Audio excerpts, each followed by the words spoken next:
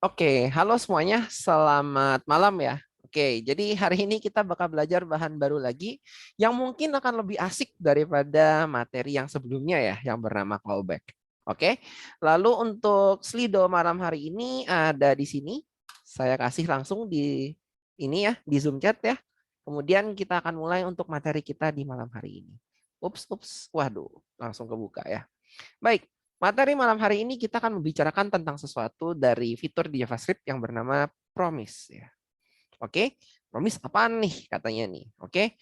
Tapi sebelum itu kita bakal review sedikit dulu tentang map, filter dan radius. Oke. Kemudian kita akan ngomongin sedikit tentang nested callback ya. Mungkin kemarin ada yang kepanasan gitu katanya. Ini hintnya di sini, oke. Sebelum akhirnya kita masuk ke dalam suatu fitur di JavaScript yang bernama promise dan terakhir kita akan menyinggung tentang async await. Oke. Pertama-tama kita akan ngomongin dulu tentang map, filter, dan radius ya. Oke, di sini klik aja nih di sini gitu ya, di web yang ini ya. Web yang ini sebenarnya udah ada sih nanti. Ya, tinggal buka aja di bagian yang ini, klik aja di sini, kita akan lihat untuk kodenya. Oke ya, misalnya saya punya kode seperti ini. Awalnya adalah sebuah array. Oke, array of string. Oke, array of string yang tulisannya adalah kotak itu tidak mungkin bundar katanya. Oke ya, kira-kira stringnya adalah seperti itu. Oke, misalnya nih kita ingin menggunakan map, kita ingin mengganti untuk yang panjang hurufnya hanya 3, oke, itu akan berubah menjadi kata tidaklah. Oke, misalnya kita pengen kayak gitu, tapi kita maksa pakai map. Oke ya, kita maksa pakai map. Oke, gimana caranya? Maka kita akan menggunakan ini ya, array.map.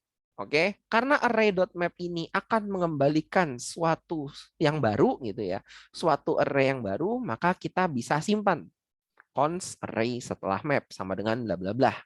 Oke ya, map itu menerima parameter pertamanya adalah suatu callback fn, callback function. Karena function kita bikin ya callback fn-nya untuk si map. Oke, function berarti dia bisa menerima parameternya. Parameter apa? Dia bisa menerima argumennya. Ada apa aja sih argumennya sih gitu kan? Oke. Yang paling penting adalah dia menerima satu elemen yaitu satu parameter yang bernama si elemennya gitu ya. Elemen untuk setiap elemen yang akan di looping nantinya begitu. Maaf. Oke, kemudian kita pengen ngapain? Kita pengen katanya untuk mengganti yang panjang hurufnya hanya 3 itu berubah menjadi kata tidaklah. Oke, karena elemen ini akan menyatakan untuk setiap karakter, untuk setiap string yang ada di sini, dan string punya fitur atau punya variabel ya dot length-nya ini untuk mencari panjangnya dari string itu ada berapa, kita bisa mengkondisikannya. If element dot length sama dengan 3, maka kita akan mengembalikan stringnya yang baru bernama tidaklah katanya. Oke, berarti selain itu, kalau yang length-nya bukan 3, berarti kan kita kembalikan apa adanya kan. Berarti kita return-nya adalah si elemennya. Misalnya seperti itu ya. Kemudian kita konsolokin. Ih, isinya apa sih gitu ya. Oke, saya komen dulu yang ini. Yang lain-lain saya komen dulu. Kira-kira nih kalau ini dijalankan, waduh, was. Oke, sebentar ya, di forking dulu ya. Oke ya. Kemudian kalau ini kodenya dijalankan, hasilnya apa ya kira-kira ya? Ayo, ada yang bisa tebak nggak nih? Kalau misalnya ini saya jalankan, kira-kira array setelah map ini isinya apa ya? Dia bisa menebak? Kira-kira map membuat suatu array yang baru. Oke ya. Si ini yang panjangnya 3 akan berubah menjadi tidaklah. Selebihnya kalau bukan 3 berarti dia samain. Seperti elemen yang sebelumnya. Oke. Berarti kalau kita nyoba tebak nih ya, jalaninnya hasilnya adalah kotak tidak mungkin bundar. Gitu ya. Oke, terima kasih ya teman-teman yang sudah menjawab ya. Itu jawabannya. Jadi yang length-nya 3 berubah menjadi tidaklah. Selebihnya kita samakan saja. Oke, ini adalah penggunaan dari map. Oke ya. Kemudian kita pakai yang kedua nih. Oke. kita pakai yang filter. Oke, it's save anyway.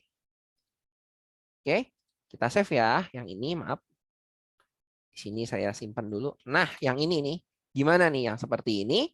Oke, array setelah filter. Misalnya ya, kita ingin menggunakan filter kata-kata yang tidak memiliki spasi. Oke ya, yang tidak memiliki spasi katanya. Oke, wah gimana nih caranya ini kalau kita pengen ngefilter yang tidak ada spasi gitu ya.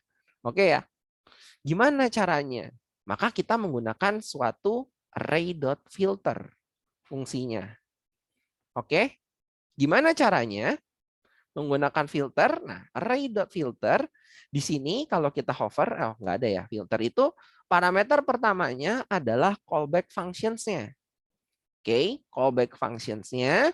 Kemudian dia menerima suatu parameter elemennya. Elemennya itu berarti yang nanti akan di looping oleh si filter itu. Oke, kemudian dia akan mengembalikan suatu array yang baru. Jadi kita bisa tampung. Kemudian kita pengen filter kondisinya. Kondisinya apa? Filter kata yang tidak memiliki spasi. Caranya gimana? Kata yang tidak memiliki spasi itu, begitu kan? Maka kita bisa menggunakan untuk setiap elemen yang nanti akan dikunjungin, gitu ya. Maka kita akan split berdasarkan spasi. Oke? Dan kita cari dot length-nya. Oke ya, setelah split di spasi ini, sorry, sebentar ya. Sebelum kita ngomongin length, elemen dot split berdasarkan spasi. Awalnya string. Ketika di split dengan spasi, maka dia di sini sampai di titik ini akan berubah menjadi array. Sehingga array dot length berarti kan di split ya, berdasarkan spasi berarti nanti kiri dan kanan gitu ya. Kiri dan kanan, kiri dan kanan, kiri dan kanan atau cuman kiri doang gitu ya. Dot length sama dengan 1. Oke, kenapa? Karena kalau ada spasi berarti length-nya jadi berapa tuh? Kalau ada spasi berarti length-nya jadi, kalau ada spasi jadinya 2 gitu. Ya. Sehingga kalau sekarang saya konsolok nih array setelah filter isinya apa ya? Nah, kotak itu wah, error katanya. Apa ini errornya? Mari kita coba lihat. Array setelah map is not defined katanya. Oh, sorry, harus yang ada ini ya. Sorry ya, ternyata dia bersambung nih dari sini nih. Oke, yang tadi ya, kotak tidaklah tidak mungkin bundar. Waduh, terjebak ini ya. Oke.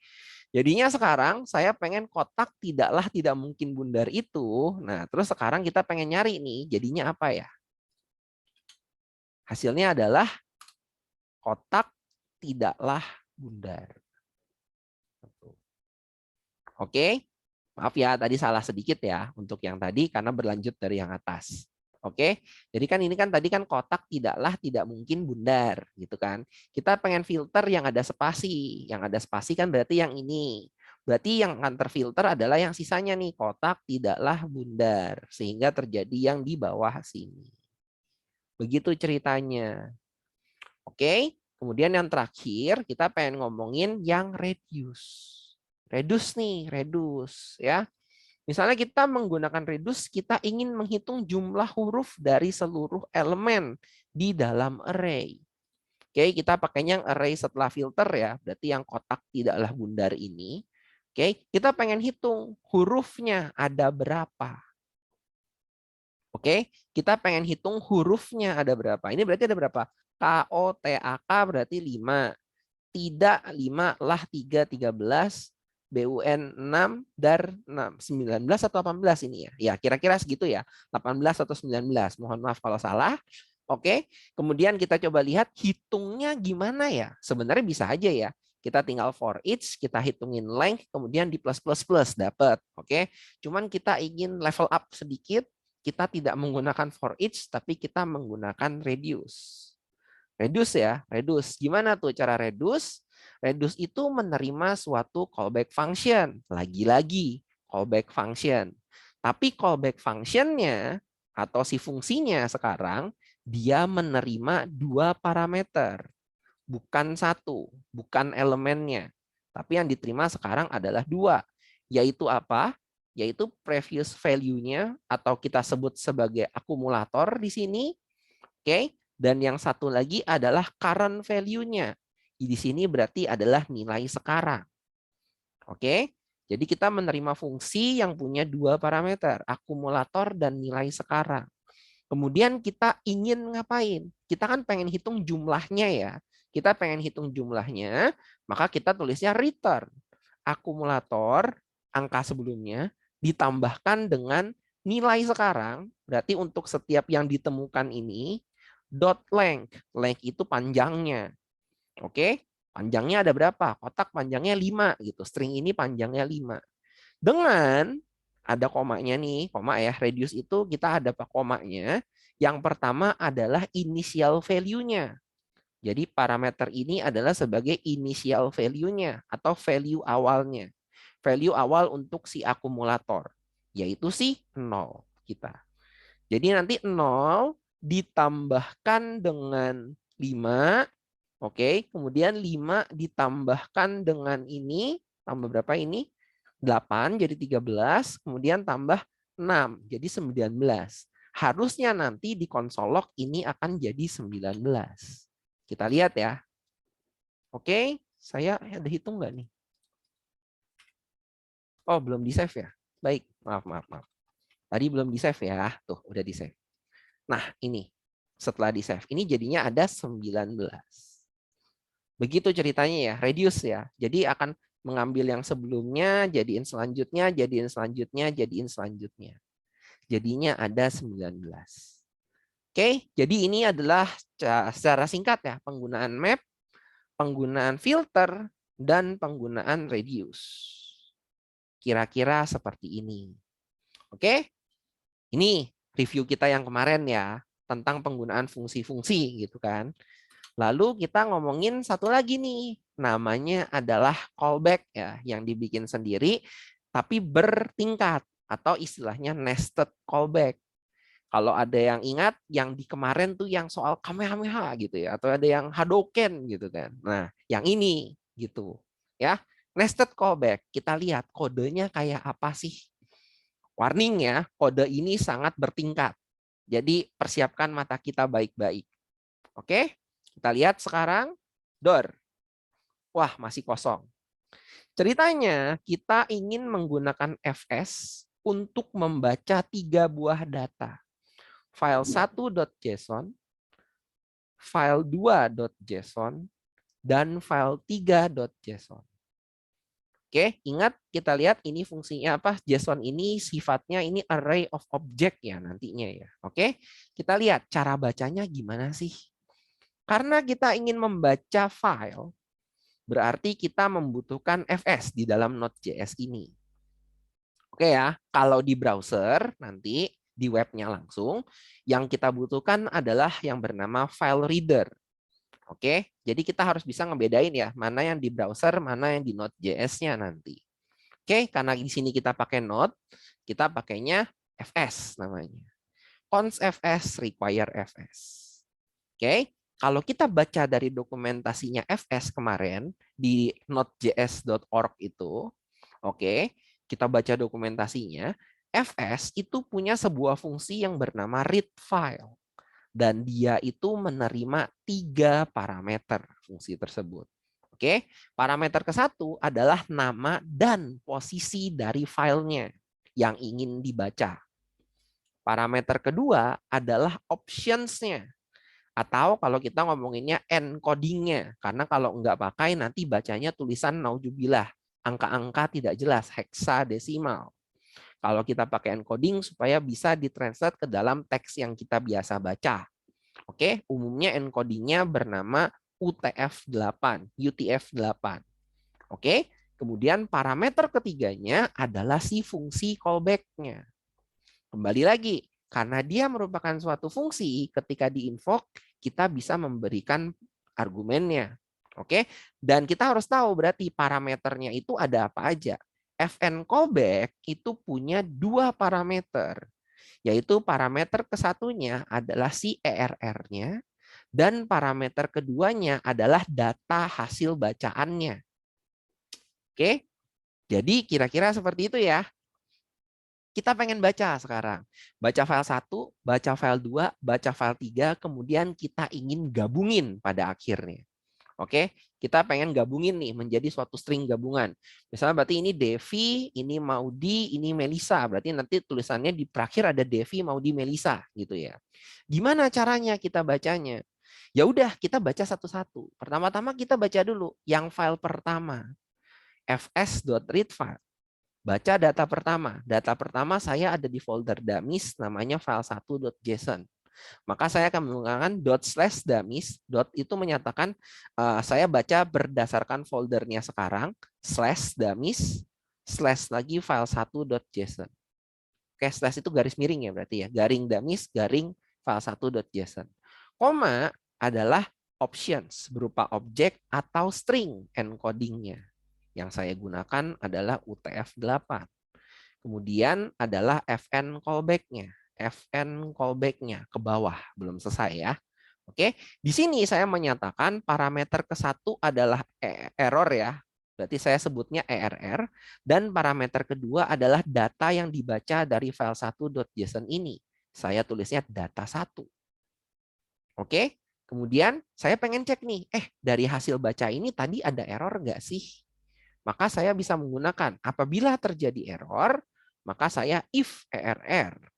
Oke, kemudian bila terjadi error, saya pengen tolong tulisin dong errornya itu dari yang mana. Jadi saya tulisnya error data 1 plus ERR. Kemudian supaya langsung keluar dari fungsi ini, berarti saya harus pakai return. Oke, tapi di sini sekarang karena kita mau baca file 1, file 2, file 3, data satunya kita tahan dulu, kita nggak cetak. Ya, kita nggak cetak nih. Data satunya kita tahan dulu. Nanti kita gunakan setelah udah memanggil file 3.json. Ingat ya, masih ada file 2, masih ada file 3 ya. Oke? Nah, sekarang kita pengen baca file 2.json. Caranya gimana? Caranya adalah dengan kita menggunakan fs.readfile lagi.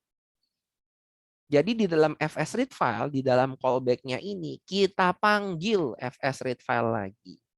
Di mana sekarang dummies-nya itu sudah bukan file 1.json, tapi file 2.json yang kita baca. UTF-8 sama, dan di sini ada error lagi, ERR, dan sekarang saya kasih variabelnya namanya, nama argumennya ya, atau nama parameternya saya ngomongin data 2 sekarang. Oke, dan ini yang pertama untuk file 1 namanya data 1, untuk file 2 saya kasih nama data 2. Sama, kita asumsiin lagi. Kalau terjadi error, kita konsolokin lagi nih, error data plus ERR. Kenapa saya kasihnya namanya sama kalau untuk yang ERR? Karena ya udah, begitu errornya selesai, saya keluar kan. Saya nggak mau tahu lagi gitu. Tapi kan kalau data saya tampung di sini supaya nanti di terakhir setelah baca yang ketiga, saya tetap bisa mengakses data 1 dan data 2. Begitu ya. Udah selesai nih if ERR bla bla bla. Sekarang saya pengen ngapain lagi? Saya baca lagi. Data keduanya saya tahan lagi dan saya sekarang baca file yang ketiga. fs.read file, fs.read file, fs.read file. Jorok ke dalam, jorok ke dalam, jorok ke dalam. Oke, callback. Ya kan? Nested callback. Ya, sama nih. Saya kasih namanya data 1, data 2, data 3 bla bla bla if ERR selesai. Oke, berarti sampai di titik ini nih, di line 42 ini, asumsinya berarti semuanya udah terbaca. Data 1, data 2, data 3, ketiga-tiganya itu sudah terbaca. Oke, di sini ada typo sedikit ya, maaf ya. Oke, saya harus ganti di sini. Harus ada UTF-8-nya. Oke. Refresh lagi ya berarti ya. Oke, baik. Jadi di sini harus ada UTF-8 lagi ya, baru baca data ketiganya. If ERR. Sudah selesai nih baca nih, berarti sampai di titik ini nih, kita udah berhasil ngebaca tiga-tiganya. Kemudian kita pengen ngapain? Oke, setelah semuanya udah selesai dibaca, baru deh kita bikin outputnya. Ingat, data 1, data 2, dan data 3 itu merupakan suatu output. Oke, error data 3 ya. Oke, baik. Terima kasih. Di sini ya. Oke. Setelah semua dibaca, kita baru buat outputnya. Ingat, data 1, data 2, dan data 3 itu merupakan suatu output dalam bentuk string. Oke, padahal kita butuh nih untuk bikin array of object-nya. Array of object-nya. Oke, string nih ya. JSON itu pada akhirnya disimpan dalam bentuk string. Supaya string ini bisa menjadi suatu notasi JavaScript yang bisa dibaca, berarti kita harus menggunakan JSON parse. JSON parse data 1, JSON parse data 2, JSON parse data 3. Oke ya, JSON parse. Dia akan mengembalikan suatu data dalam bentuk notasi JavaScript-nya. Atau kalau kayak gini berarti jadi array of object. Gitu ya. String yang tadi akan direpresentasikan sebagai array of object dan disimpan di dalam JSON file 1, JSON file 2, JSON file 3. Dan akan kita coba baca konsol log JSON file 1, JSON file 2, JSON file 3. Oke, misalnya kita cuma pengen ambil namanya aja. Kita cuma pengen ambil namanya aja. Ingat, dia kalau kayak gini berarti sudah bentuknya array of object. Oke, berarti kalau indeks ke 0, saya ngambil ini jadi objek dan saya ambil ID-nya. Berarti saya bisa nulis JSON file 1, indeks ke 0 dot name-nya. Saya ambil namanya, saya ambil namanya, saya ambil namanya. Oke, kemudian kita gabungin deh katanya. Konsol log, halo, nama kami adalah nama dari JSON 1, nama dari JSON 2, nama dari JSON 3. Kalau digabungin harusnya halo, nama kami adalah JSON 1, 2, 3-nya. Tuh. Halo, nama kami adalah Devi Maudi Melisa. Yang ini. Konsol lognya yang ini, jadinya yang ini ya. Kira-kira seperti itu untuk nested callback-nya. Jadi kalau ada yang nanya, Kak, challenge kemarin kayaknya ribet deh. Nah, ini hint-nya. Inilah yang harus kalian lakukan. Oke? Seharusnya seperti ini. Gitu ya. Jadi harusnya habis ini udah ngerti ya gimana caranya ngerjain challenge callback. Oke? Sip. Kalau begitu saya lanjut ya. Kak, kalau saya ke Q&A dulu sebelum masuk materi. Kalau map harus pakai kondisi if kah? Tergantung kebutuhan. Bisa iya, bisa enggak. Semua tergantung logik yang dibutuhkan. Kalau tadi kebetulan butuh. Untuk array filter, return adalah kondisi filternya. Kalau kondisinya kompleks bagaimana, Kak? Ya bisa dibikin kompleksnya, kompleksitasnya. Intinya pokoknya return-nya itu adalah kondisi dalam bentuk true or false. Oke, kalau butuh banyak ya tinggal dikondisikan saja. Bisa. Kamu masukin dalam variabel satu-satu, kemudian pakai kondisi n atau or atau n or bisa digabungin. Oke? Yang generate error di callback fs itu si JavaScript-nya atau function fs-nya? Pertanyaan bagus. Jawabannya adalah dari function fs-nya. Oke, tapi yang nge-throw-nya adalah si JavaScript-nya tentu saja. Oke? Jadi yang ngebikin error-errornya itu tulisannya ada apa aja itu semua udah dari si function fs-nya. Udah dibikinin ya. Jadi istilahnya kita tinggal pakai gitu. Oke?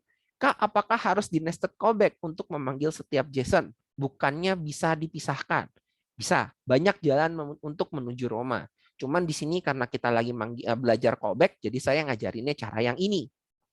Oke? Kak, bentuk array object dalam kurung array objek kurung dalam kurung lagi gimana?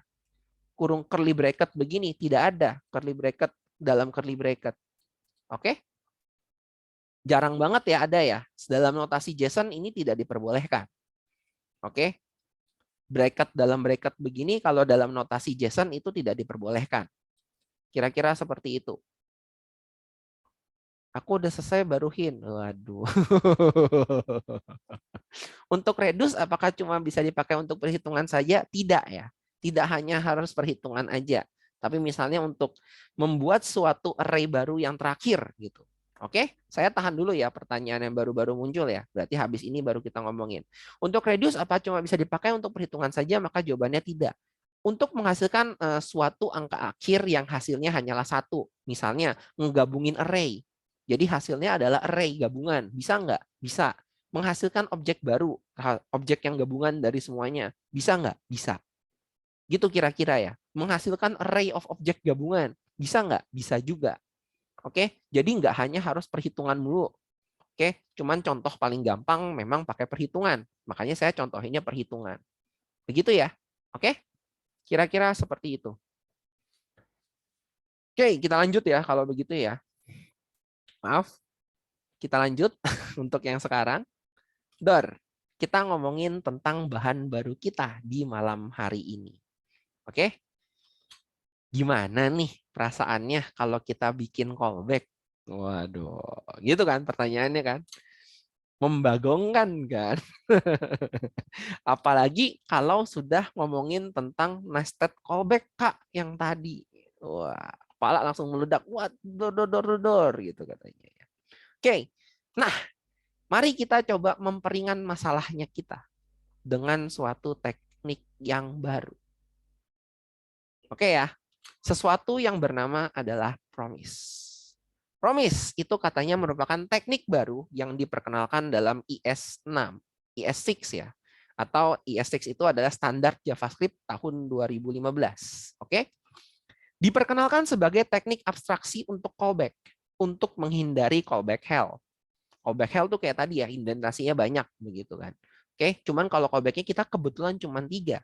Kalau ada 8 jorokan ke dalam 8. Kalau ada 16 jorokan ke dalam 16. Indentasi ya kalau bingung jorokan ya, maaf ya. Indentasinya jadi banyak banget gitu. Oke. Promise, kita harus ngomong dulu, adalah suatu konsep untuk yang membuat program berjanji. Sesuai namanya, promise janji. Berjanji untuk melakukan sesuatu yang tidak diketahui akan diselesaikan kapan. Oke ya, kira-kira seperti itu. Atau promise merepresentasikan operasi atau aksi yang belum diselesaikan sekarang, tapi akan diselesaikan nanti di masa depan dan umumnya bersifat asinkronus. Oke ya, kata kuncinya di situ ya. Nanti diselesaikan nanti di masa depan dan sifatnya adalah asinkronus. Mari kita lihat dulu ya, janji di dunia nyata. Premis misalnya, janjinya saya tidak akan marah ketika saya menonton layangan putus.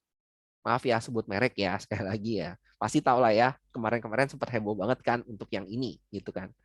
Kemudian kondisi janjinya itu akan diuji ketika saya menonton si layangan putus itu. Oke? Kondisi janjinya terpenuhi apabila saya menonton layangan putus dan tidak merasa emosi ketika menontonnya. Oke, dan kondisi janjinya itu ditolak atau tidak terpenuhi itu adalah ketika nonton itu saya merasa emosi dan banting-banting meja atau table flip ya, gara-gara si pelakornya. Kira-kira seperti itu, ya. Oke, itu kondisi janji di dunia nyata. Oke ya. Tapi kalau kita ngelihat dalam promise si IS6 ini gitu ya, oke, maka kita harus ngomongin sedikit tentang kondisinya ya, kondisi ya tadi kan ya ada diuji, terpenuhi, ditolak segala gitu ya. Oke. Di sini juga ada. Oke. Nah, kondisinya atau state-nya dalam si promise itu. Oke. State-nya ada, yang pertama adalah istilahnya pending. Pending ini merupakan kondisi awal ketika kita membuat promise dan belum terpenuhi ataupun belum ditolak. Yang kedua namanya fulfilled, merupakan kondisi di mana promise-nya terpenuhi, atau ada yang ngomong juga resolve ya kadang-kadang ya, fulfilled atau resolved. Kemudian yang ketiga adalah kondisinya rejected, merupakan kondisi di mana promise-nya itu gagal terpenuhi. Oke, jadi pada saat baru mau bikin kondisi awal pending, oke, ketika terpenuhi gitu ya, maka ada dua nih, terpenuhi atau ditolak gitu ya. Terpenuhi berarti fulfilled, ditolak berarti rejected. Oke ya, kira-kira ada seperti itu. Pending, fulfilled, rejected. Oke, mau nggak mau nih, saya harus ngomongin ini gitu kan. Baru deh, sekarang kita masuk materinya kita. Gimana cara kita bikin promise gitu kan. Oke ya, gimana sih cara kita untuk membuat promise? Kita ngomongin dulu dari sisi bikinnya ya. Oke, kita bikin deh. Misalnya, saya bikin dari deklarasinya dulu ya. Cara bikin promise-nya. Oke, cons. Ini saya matiin dulu kalau gitu. Disable globally. Oke. Oke ya, cons, sebuah janji. Saya bikin janji nih sekarang nih. Ya, janji. Cara bikinnya gimana? Kita menggunakan keyword. Keyword yang bernama new. Promise. Oke ya, jadi kalau bikin promise harus pakai new, baru gitu ya. Bikin janji baru nih, gitu kan. Oke. Promise itu sebenarnya di dalamnya sini, oke, di dalamnya sini itu adalah suatu callback. Nggak bisa dan nggak bisa dihindari ya. Sebenarnya promise itu dibungkus dengan menggunakan callback juga. Berarti di dalam sini kita menggunakan suatu fungsi di dalamnya. Eksekutor istilahnya ya. Oke. Di sini dia menerima dua parameter. Yang pertama adalah resolve, yang kedua adalah reject. Maaf, saya mute dulu untuk yang ada suara background. Dan yang kedua adalah reject. Oke. Dia padahal fungsi juga, begitu ya. Oke. Kemudian di sini, nah, oke.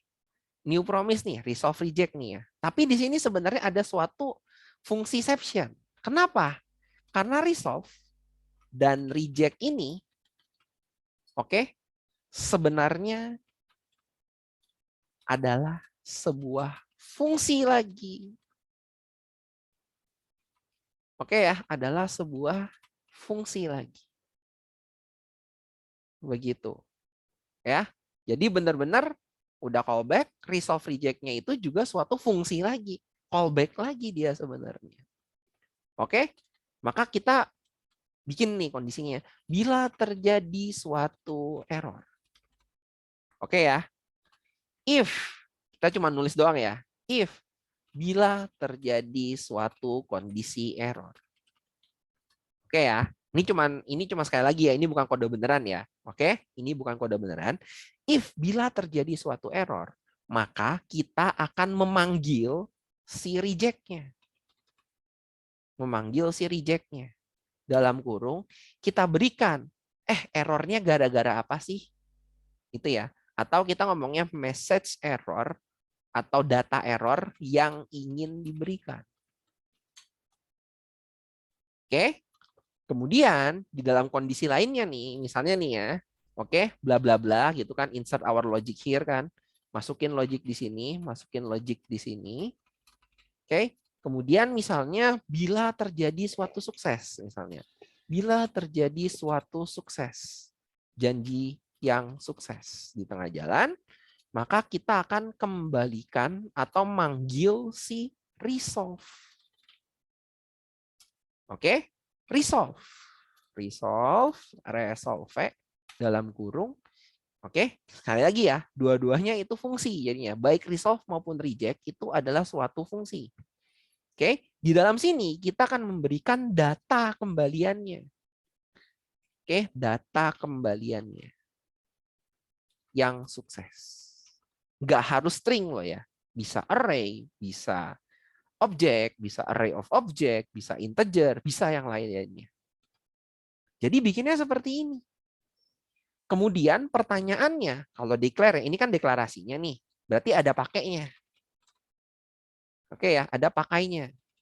Tadi ini deklarasi, berarti ini pakai promise-nya. Gimana cara pakainya? Nah, di sini, oke, kita harus membuat, kita panggil, berarti sebuah janji ini akan kita panggil. Kemudian, di sini kita harus membuat dua kondisi, berarti kan ya.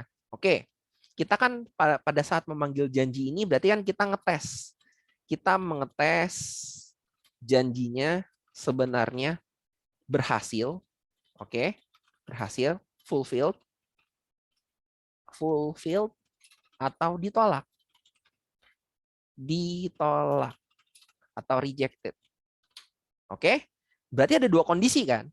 Ada kondisi berhasil, kita ingin ngapain? Kita ingin ngapain, ya kan? Kemudian ada kondisi gagal, kita ingin memberikan apa, gitu ya. Maka di sini ketika berhasil, kita pengen ngapain? Itu kita menggunakan dot. Jadi promise itu kita menggunakan dot. Pilihannya ada 3 nih, oke ya. Ada then, ada catch, ada finally.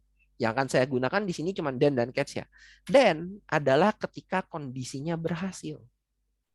Oke, ketika berhasil kan kita mendapatkan suatu data ya, data kembaliannya. Oke, berarti di then, oke, ini kan resolve nih, kita dapat sesuatu.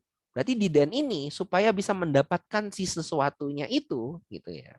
Oke, kita akan menggunakan suatu fungsi lagi di dalam sini. Tapi fungsi ini akan menerima suatu data kembalian resolve-nya. Data kembalian resolve-nya.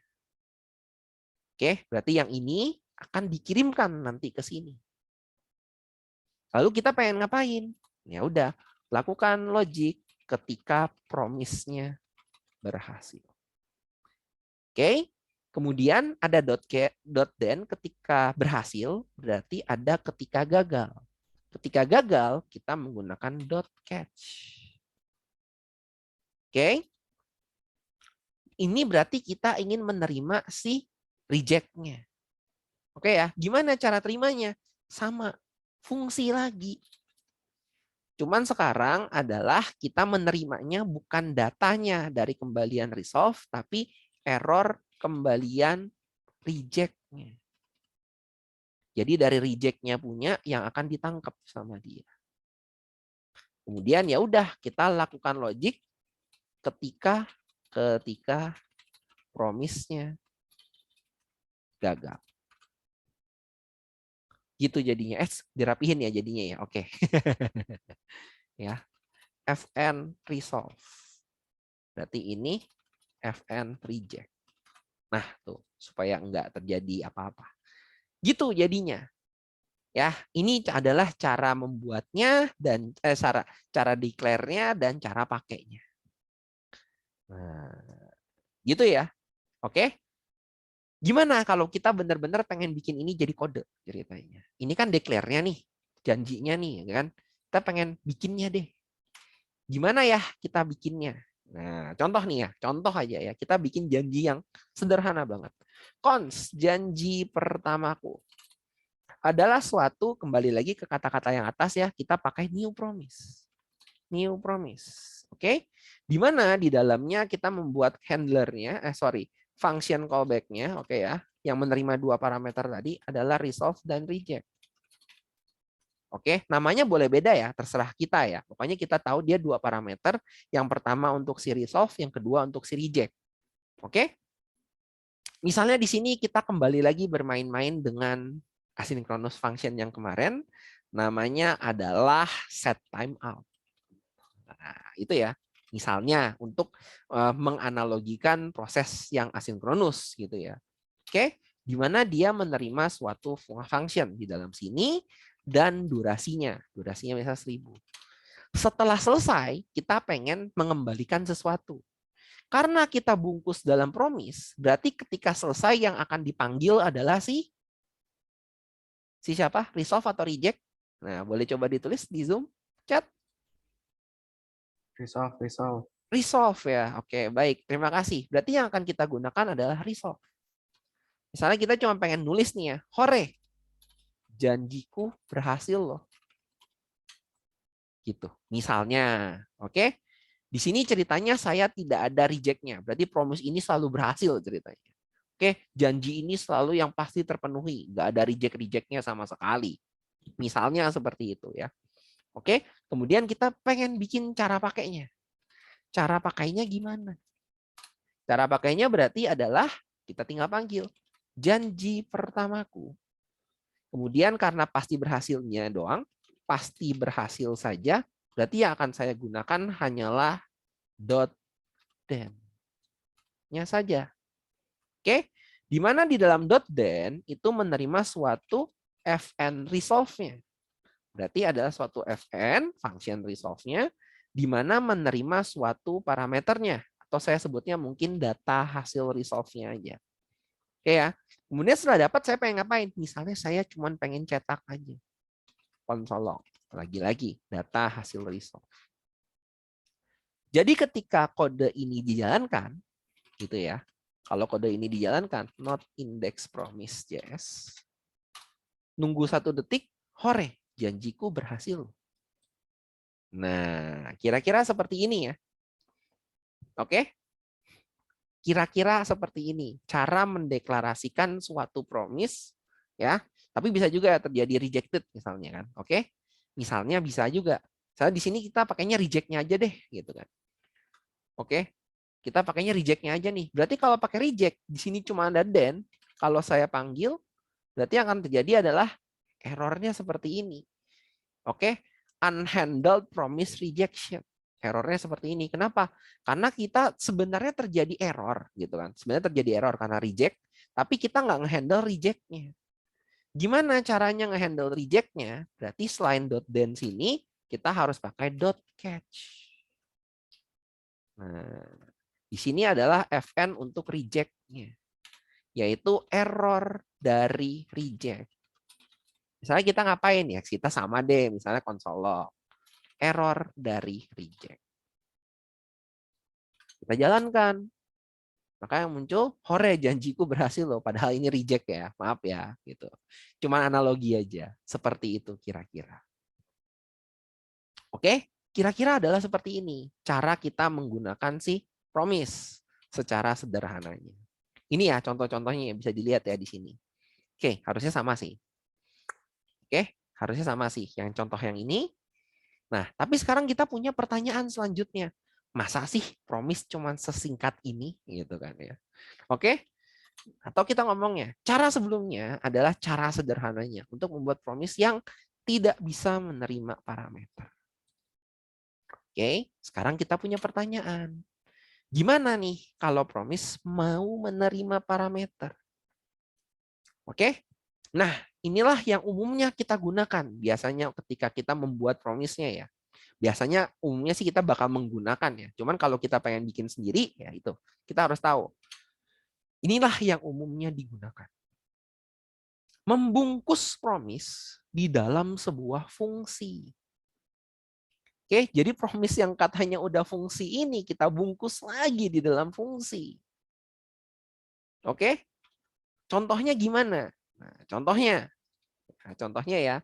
Kita punya sebuah fungsi yang digunakan untuk menggabungkan kata yang diberikan. Wah, mirip sesuatu ya katanya ya. Kok saya jadi seram katanya. Oke, saya bikin nih fungsinya. Cons gabung kata. Oke, di mana gabung kata ini adalah misalnya sekarang kita ingin bisa menerima suatu parameter. Kita bikin parameternya di dalam fungsi ini. Ya, misalnya kata yang ingin kita gabung. Oke, fungsi ya. Berarti kan kita bikin arrow, kita return ada ininya kan. Oke. Kemudian hasil akhirnya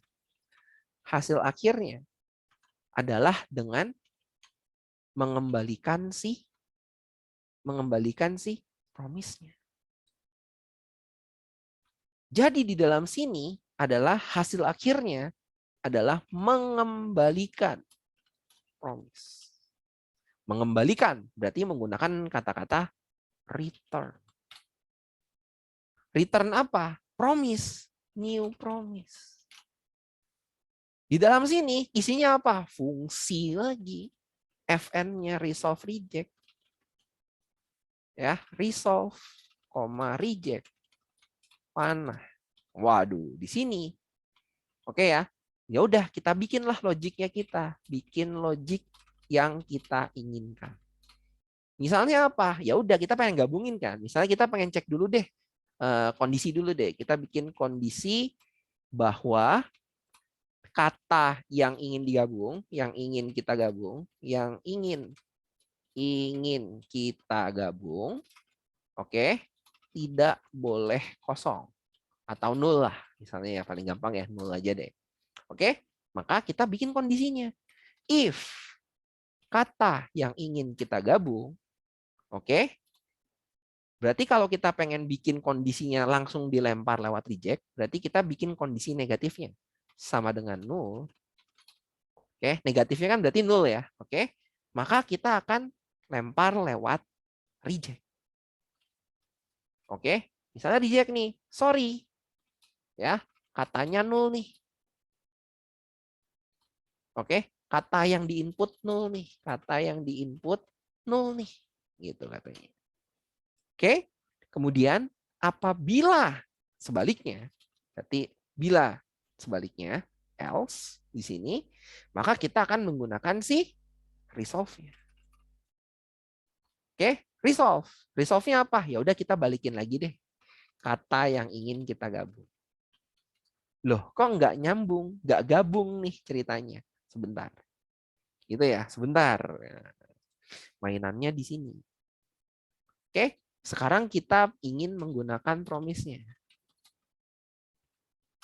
Maka kita pengen nih gabungin nih. Misalnya kita pengen manggil halo dunia. Gitu ya. Halo dulu deh, halo. Gitu ya.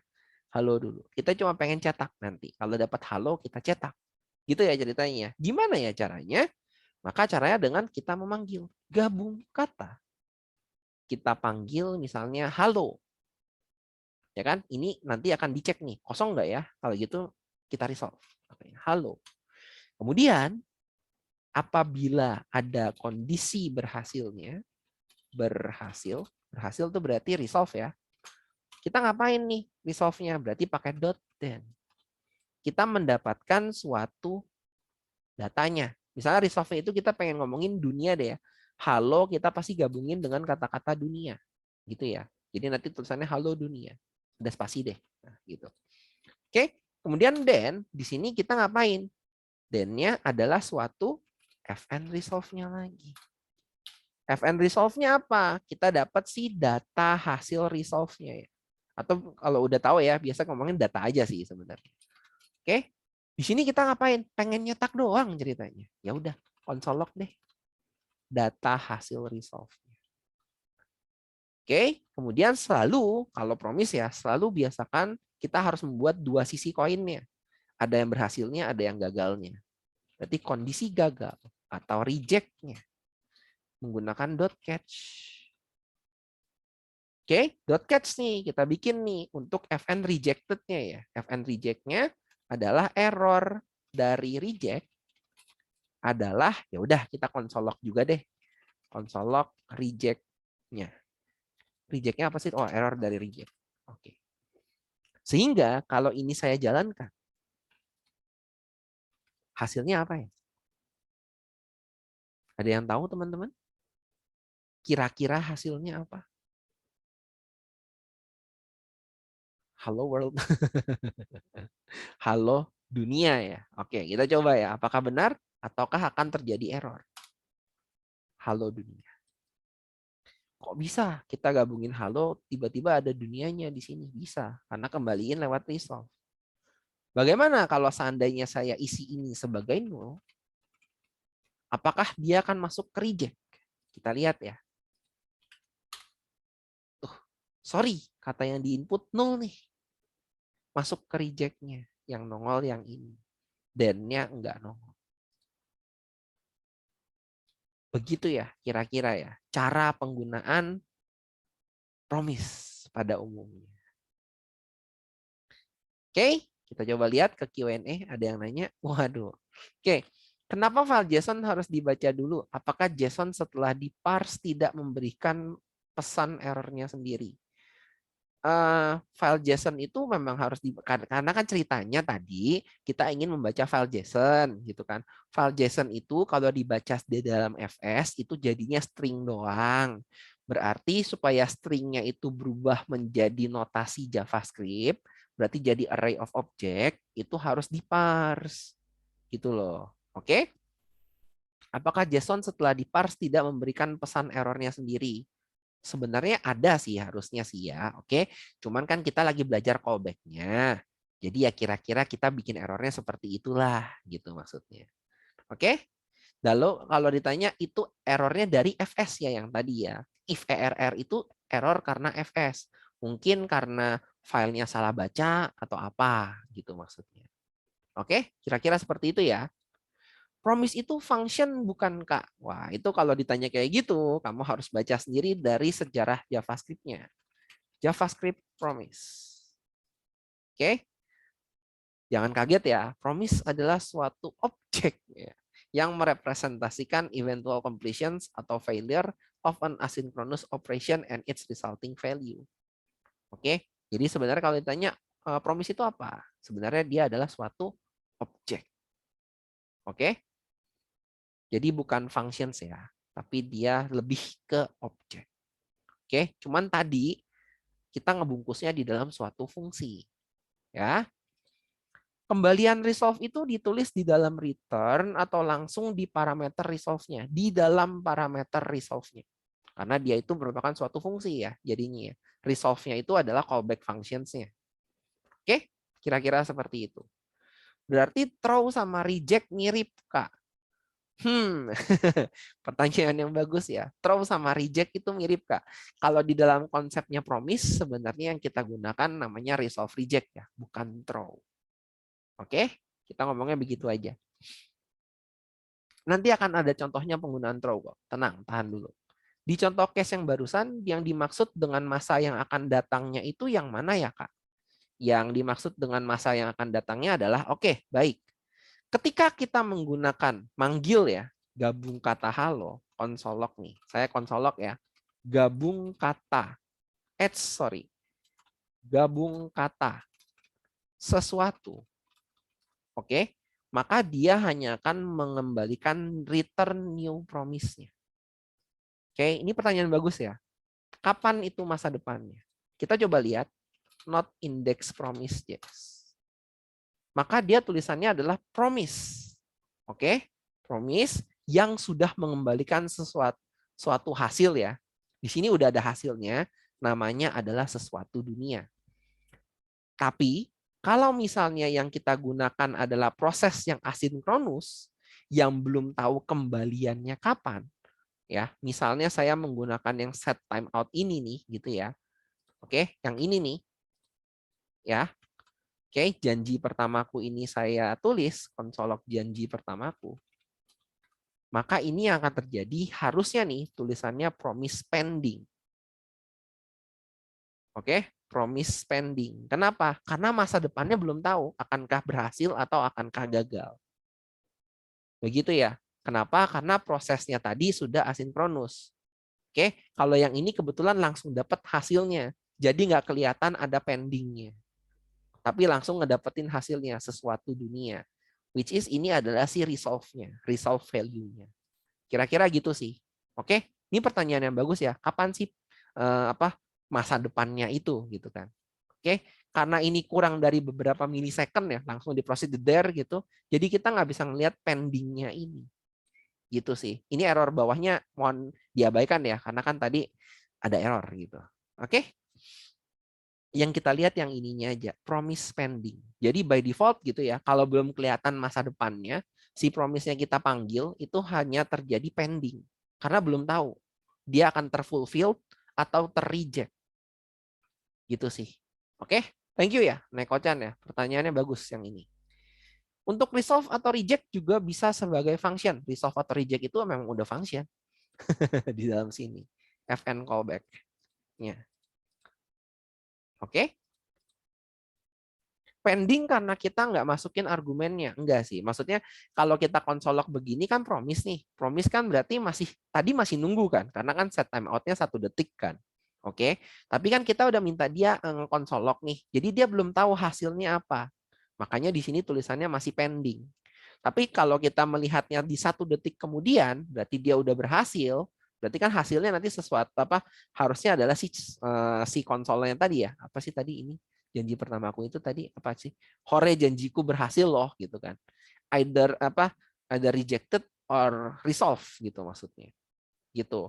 Berarti kalau pengen ngambil resolve kita pakai .then, kalau pengen manggilnya yang terjadi adalah si reject berarti pakainya .catch. Gitu sih.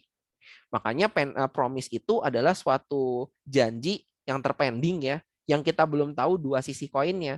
Akankah berhasil, resolve, berarti .then, atau ditolak, reject, atau di .catch. Gitu sih sebenarnya. Oke? Kira-kira seperti itu ya.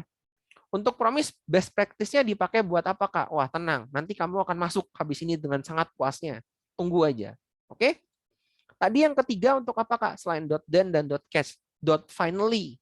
Berarti setelah semuanya selesai pengen ngapain? Begitu. Ya, .then, .catch, .finally. Maksudnya return bukan string tapi function. Bisa juga. Tergantung kamunya itu nanti. Return-nya bukan string tapi function. Ya, pokoknya apapun bisa di-return kan di dalam JavaScript ini.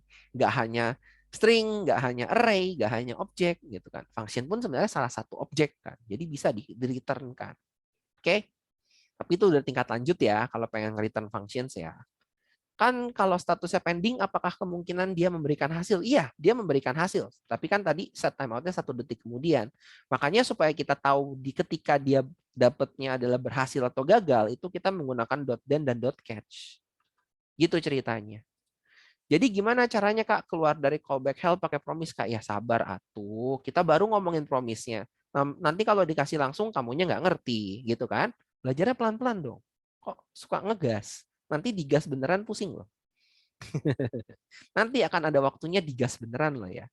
Oke? Sabar ya, sabar, sabar. Oke, kita kembali ya berarti ke wah yang ini ya. Ini kan gabung kata nih yang ini. Ya. Contoh yang katanya dibungkus sama fungsi kan, yang ini kan ya gabung kata yang tadi. Kemudian belum kelihatan ya ternyata ya enaknya promise ya. Nah, ini kan yang tadi ditanyain kan.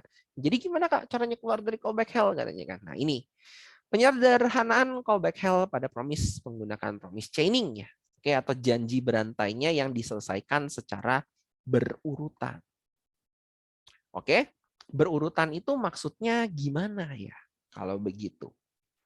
Oke, kita lihat dulu ya callback hell-nya yang ada di sini. Gabung kata yang tadi ya. Oke, kita coba lihat nih kode yang berlapisnya dulu. Oke, ini dia. Kita lihat ya, fungsi callback. Nah, ini nih callback nih ya. Gabung kata. Kalau kita buat yang tadi gabung kata, versinya callback, itu adalah seperti ini. Kata yang ingin digabung, callback. If kata yang ingin digabung sama dengan null, nah gitu ya. Oke. Kemudian kita nulis callback-nya. Sama nih ya, kayak tadi ya, kalau callback-nya kayak if err gitu kan ya. Berarti callback-nya ini kita asumsikan menerima 2 parameter juga, yaitu si error-nya dan si datanya. Ketika error, maaf, katanya error, berarti ini ERR-nya dan datanya menjadi nol. Selebihnya, bila tidak terjadi error, maka kita callback. Ketika tidak ada error, berarti errornya adalah nol, datanya, kata yang ingin digabungnya. Misalnya saya punya array kata, hello world, coba gabung kata. Oke, saya pengen gabungin nih dengan cara callback. Maka saya bikinnya begini. Gabung kata, array kata, indeks ke-0, si hello, ERR, data 1, ya kan?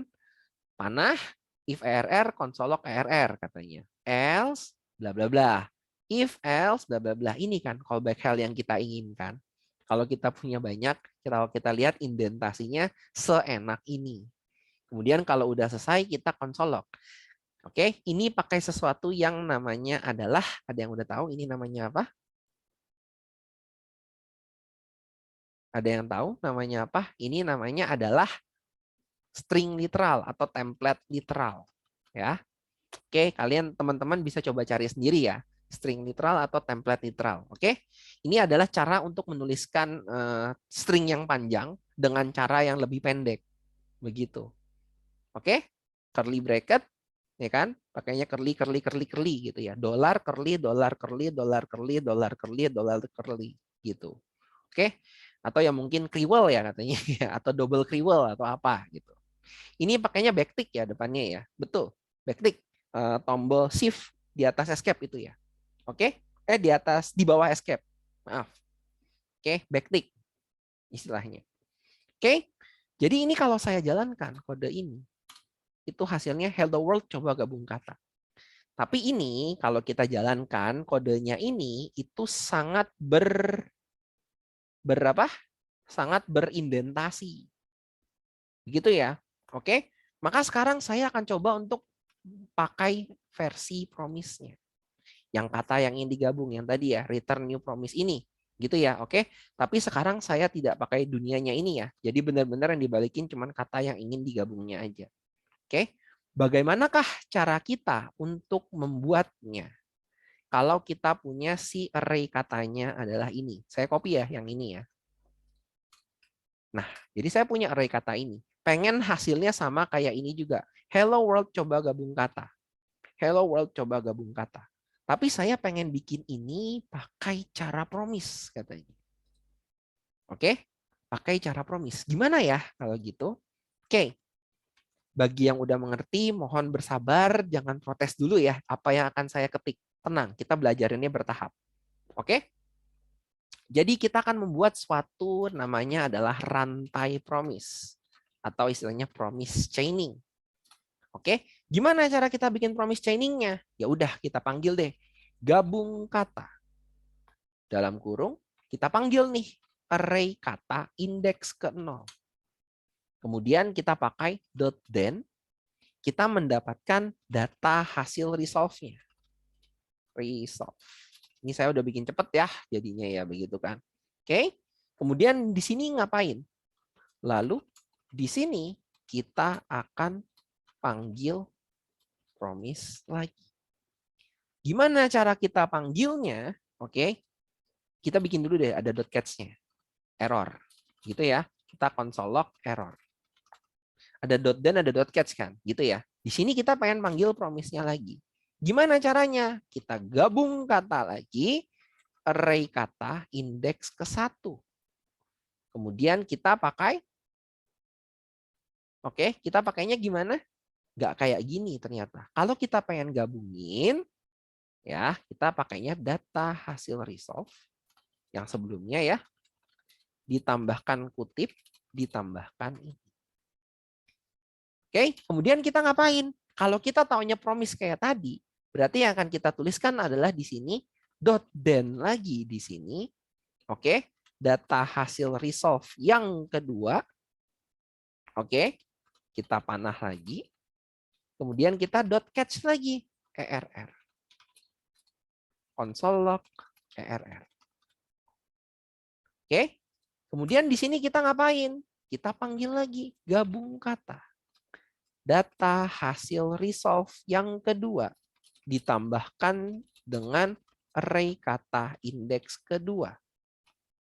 Ingat ya sekali lagi ya, bagi yang udah tahu, diem dulu ya sebentar ya. Oke, jangan protes dulu. Oke, .then data hasil resolve 3. Panah. Kemudian kita .catch lagi err. Kita tulis console log err. Kita tulis lagi nih. Misal udah habis deh. Kita cuma sampai di sini aja ya. Oke. .then-nya adalah yang ini aja nih. Oke. Kita console log. Data hasil resolve yang ketiga. Udah selesai nih semuanya ceritanya. Udah selesai semua. Kita ingin cetak hasilnya. Maka kalau kode ini kita jalankan. Hello world coba. Oke. Tapi kalau kita ngelihat kodenya seperti ini sekarang, oke. Waduh, saya belum ngerti tapi udah mau protes. Waduh. Oke, tapi kalau kita ngelihat kode ini sekarang, kok jorok ke dalam lagi ya? Kok jorok ke dalam lagi ya? .catch-nya ada lagi ya? Nah, ini yang terjadi adalah sesuatu kok kayak callback hell ya. Manggilnya berkali-kali. Indentasi jorok terus. Oke, maka karena kita menggunakannya salah. Oke, jadi cara yang saya ketik ini adalah cara yang salah yang umumnya digunakan ketika kita pertama kali baru belajar pakai promise.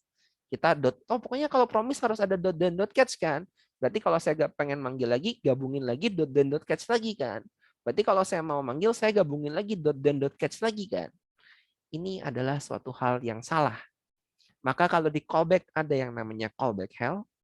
Kalau di promise, kalau kita ngerantainya salah, yang terjadi adalah seperti ini, namanya adalah promise hell. Oke, hati-hati ya. Kalau di callback ada callback hell, kalau di promise juga ada promise hell. Perbedaannya, callback hell tidak bisa diapa-apain. promise hell bisa diapa-apain. Oke? Pertanyaannya, solusinya gimana? Nah, solusinya gimana nih sekarang? Oke? Solusinya berarti cara kita menggunakan promise-nya ini. Oke, itu harus dibungkus lagi dengan sesuatu yang lebih baik. Berarti cara ini salah. Nggak boleh pakai cara kayak gini. Manggil kok habis itu dot dan dot catch, manggil dot dan dot catch. Oke, maka sekarang kita harus bikin yang baru. Gabung kata. Array kata yang indeks ke-0. Oke, kemudian kita tahu dot then. Data hasil resolve-nya kita panahkan. Kemudian kita pengen untuk bungkus lagi supaya bisa manggil di bawahnya ya. Kita harus bungkus lagi dengan promise. Waduh, bungkus lagi dengan promise. Berarti maksudnya gimana, Kak? Berarti di sini kita harus tulis, kan ini fungsi ya. Pada akhirnya kan ini fungsi kan. Berarti kan kalau saya di dalam fungsi ini saya bisa mereturn sesuatu kan. Berarti saya bisa nulisnya return new promise. Oke. Jadi di dalam sini kita return new promise lagi. Apa yang kita return? Resolve, reject. Sama kayak tadi. Reject. Oke. Tapi di dalam sini yang akan kita panggilkan itu adalah si gabung kata. Oke. Kita panggil data hasil resolve yang ini. Oke. Kita tambahkan string biasa. Kita tambahkan array kata selanjutnya. Oke. Kemudian kita dot then. Oke, dot then nih dapat datanya, data kembalian dari gabung kata ini. Oke. Kemudian kita akan ngapain? Di sini karena kita sudah bungkus dengan promise, berarti kita bisa menggunakan resolve data. Oke, kemudian ada dot catch-nya juga nih. Dot catch kita sebutnya misalnya jadi ERR ya. Oke, di sini kita reject reject ERR. Oke, loh kok Kak kalau kayak gini berarti gimana? Karena ini dia sudah mereturn promise. Oke, karena dia sudah mereturn promise, berarti setelah dot then yang ini kita bisa dot then lagi. Oke, mulai pusing ya. Mulai pusing ya. Memang sabar ya. Bagi yang udah tahu bersabar lagi ya. Oke, sekali lagi bersabar lagi. Dan kita di sini data kembalian promise yang baru, ya kan? Kita panah. Oke. Kemudian kita di sini ngapain? Supaya bisa ngedapetin array kata 2 lagi. Kita return new promise lagi. Nah, di sini kita bikin resolve, reject. Di sini isinya apa? Sama kayak yang di atas. Saya bisa copy paste sekarang. Perbedaannya adalah saya gabungin pakai array kata yang kedua. Oke, dot then-nya ini berarti data kembalian promise yang baru ya. Berarti yang digabungkan sekarang adalah data kembalian promise yang baru ditambahkan array yang kedua. Kita resolve. Oke. Kemudian tadi sampai berapa sih? Sampai 3 ya? Oh enggak, terakhir sini. Oke, udah dapet hasil terakhirnya. Kita pengen gabungin semuanya. Dot then. Oke. Yang terakhir nih, oke. Yang terakhir ya, berarti kita ngomongnya data keseluruhannya. Kita pengen ngapain? Udah dapat yang terakhir, kita pengen konsol data keseluruhan. Kemudian untuk catch yang ini, berarti di sini harus ada catch yang terakhir ini, then, berarti harus ada catch-nya. Dot catch, oke, error dari yang ini yang pertama ya, oke, error dari reject, kita akan konsolok juga. si ERR dari reject. Oke? Kalau kayak gini promisel enggak? Dia enggak terlalu promisel ya. Karena indentasinya cuma sekali aja nih. Udah pasti cuma sekali. Sebanyak apapun pasti akan sekali. Begitu kan? Ini indentasinya bakal makin banyak nih. Kalau saya bikinnya 5, ini indentasinya banyak banget. Ini kalau ada 5, dia bikinnya selalu begini. Selalu segini, selalu segini, selalu segini. Tapi ke bawah, memang. Pasti kayak gitu dong. Kan lebih enak ke bawah daripada ke dalam. Gitu maksudnya. Oke? Karena kalau ke dalam makin susah lihatnya. Kalau kita jalanin yang sekarang, Kalau kita jalanin yang sekarang, hasilnya sama aja. Hasilnya sama dengan yang di atas. Perbedaannya indentasinya lebih sedikit. Oke, indentasinya lebih sedikit, indentasinya lebih sedikit, indentasinya lebih sedikit. Oke. Nah, kita bisa lihat ya. Tapi, nah ada tapinya lagi nih. Ada tapinya lagi setelah yang sampai di sini ya. Ada tapinya lagi. Kok kayaknya masih ada yang aneh. Kita lihat. Promise yang di return itu bisa langsung masuk ke .den. Fungsi gabung kata yang kita tahu, itu udah return new promise. Oke ya, fungsi gabung kata yang baru, gabung kata itu udah return new promise. Di sini kita ngebungkus fungsi, kita return new promise lagi. Loh, buat apa kayak gitu? Oke, buat apa kayak begitu? Berarti kalau gitu kita bisa punya cara yang lebih pendek lagi dong. Iya, jawabannya. Oke, kalau gitu caranya gimana, Kak? Nah, oke, jadi jawaban yang ini, oke, walaupun indentasinya sudah akan seperti ini terus, oke, tapi ini masih kurang tepat. Kenapa? Karena gabung kata itu nge-returnnya udah promise. Kalau kayak gitu, buat apa kita bikin bungkus promise di dalam promise? Berarti kita kurang tepat nih di sini. Walaupun jalan ya, tapi kurang tepat. Jadi solusi paling benernya gimana? Oke, nah gabung kata, array kata, indeks ke 0, dot then. Kita dapat nih hasilnya nih ya. Hasil yang pertamanya kita.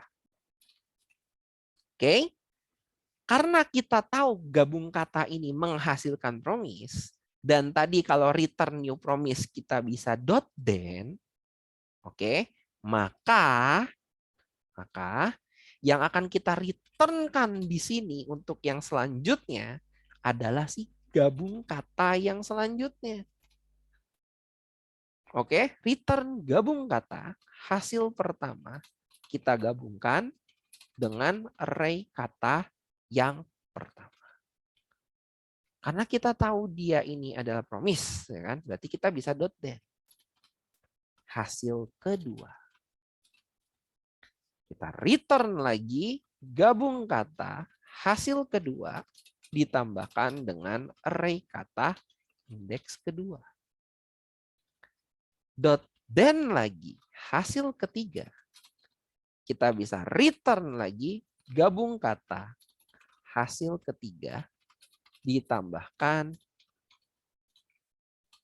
array kata indeks ketiga.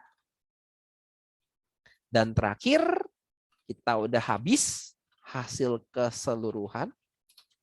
Kita pengen konsol hasil keseluruhan. Jangan lupa kalau ada error di tengah jalan, berarti kita harus .catch.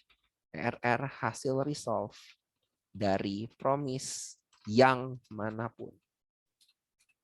Kita konsol log ERR hasil resolve dari promise yang dimanapun.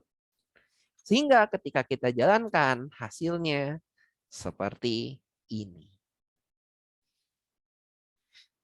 Tada.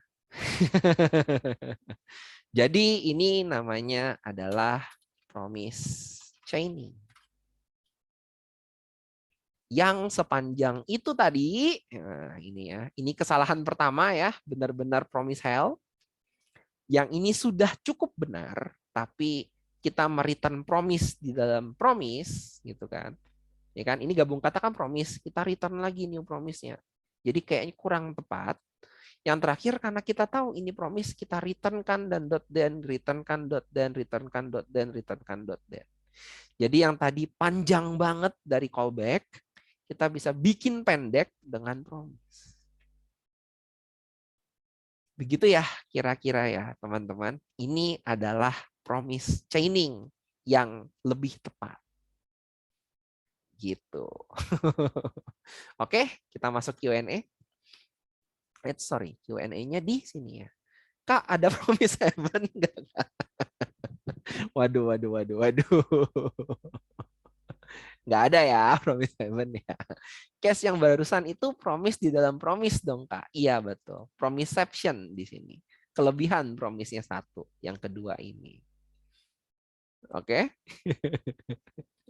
Ya, case yang ini kurang tepat. Tapi jalan-jalan aja gitu. Iya, benar. Tapi kita udah tahu ini promise. Ngapain return lagi promise-nya? Langsung aja return yang ini. Gitu. Ya. Jadi yang ini hasilnya. Gitu kira-kira. Promise chaining ya. Oke. Tahu kalau kita lihat kayaknya udah ada penjelasannya di sini. Nah, ini dia. Wah, jadinya pendek ya ternyata ya. Jauh lebih pendek daripada yang sebelum-sebelumnya. Oke. Promise chaining yang benar akan membuat kodenya sebenarnya menjadi lebih sederhana daripada callback. Ini adalah salah satu contoh nyatanya, gitu kan ya. Oke. Kemudian kode dapat lebih mudah terbaca karena seakan-akan alurnya itu terjadi secara berurutan. Oke, sehingga alur dari kode itu akan lebih mudah dibaca dan dicari kesalahan kodenya ada di mana. Oke, kira-kira seperti itu. Ya. Tapi ternyata jreng-jreng. Tapi ternyata ada yang lebih pendek lagi dari promise.